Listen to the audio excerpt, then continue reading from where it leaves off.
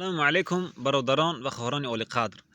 از پادپیسچکای ما یعنی از آبونچهای ما خبر آمد که الکای یک نفر دیگر رو برای خاطر به یوروپا رفتن مشینیکا فریب کرده 31,000 روبلش گرفتن. بچه ها، من خیلی که در ویدیو گذشته به شما گفته بودم، از شما احترامون خواهش میکنم که پیش از یگان جا رفتنتون مثلا به اروپا یا به دیگر دولت ها به مهاجر مهنت رفتن بسیار سراسیمه نشوید. وقتی که به سراسیمه داده میشوید به دیگر راه ها شما را به دیگر شبکه های اطلاعاتی فریب کرده به دام خود افتاده همون مبلغاتون رو میستانند. برای همون بچه ها کاس نامر میبیاد شما برای ویزا گرفتن خود شما باید ویزا سنتر دارد. هیچ کی برای شما ویزا دادن نمیتونه. بلاگر که شما رو وعده میتونن که ما برای شما ویزا میکنیم نمیتونه 100% گارانتی چی که یگان بلاگر یگان خیل بلاگر برای شما ویزا راست کردن نمیتونه. بلاگر میتونه که برای شما راه نشونی کند چگونه شما میتونید که انکیت پر کنید یا اینکه با ویزا سپارید حجتاتون. شما یگان کس باور نکنید.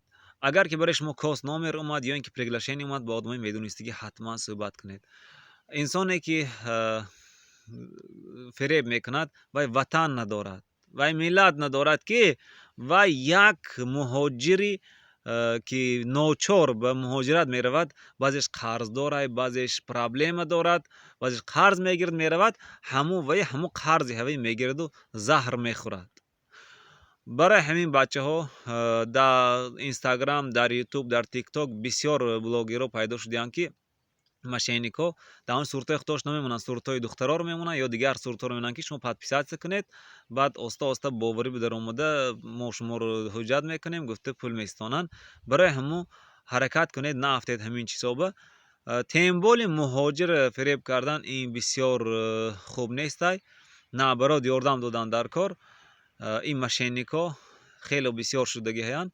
اگر که برادرها اگر که شما یگان خیلی معلومات درباره همینا داشته باشید حتما به ما نویسید در کامنتاری ها. ما سیواز میبریم حتما با خبر شویم دیگه آدم رو خبر تیم که مهاجرا به همین سیتواسیون نغلطن. هزار رحمت انسانایی که برای مهاجرا دلسوزی میکنن میخوان که نغلطن به همین مشینیکا و ما خبر گفتن. اگر یکون سوال ها می شود اگر ما فهمونده نتونستم در کامنتاری ها نویسید حتما من به شما جواب میگویم.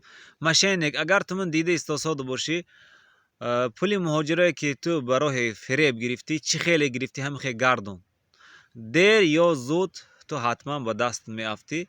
تو پروا این نکن دیر یا زود می افتی. برادران و خواهران حتما در این چیزا باخبر شوید. اگر یگون معلومات ها میشد به ما معلومات رسانید. باقی در امان خداوند. السلام علیکم و رحمت الله و برکاته.